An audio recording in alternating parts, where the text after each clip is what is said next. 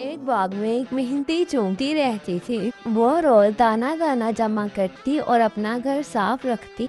दूसरी तरफ एक रंग बिरंगी तितली थी जो सिर्फ गाने गाती और फूलों पर उड़ती थी। तितली ने चूंटी से कहा, तुम हर वक्त काम क्यों करती हो? आओ ना, मेरे साथ गाना गाओ ना। चूंटी ने हंसकर जवाब दिया, अब भी काम का वक्त है, तफरी का वक्त भी आएगा। तितली ने मजाक उड़ाया और उड़ गई। दिन गुजरते गए और सर्दियां आ गई। बारिश हुई, हवा चलने लगी।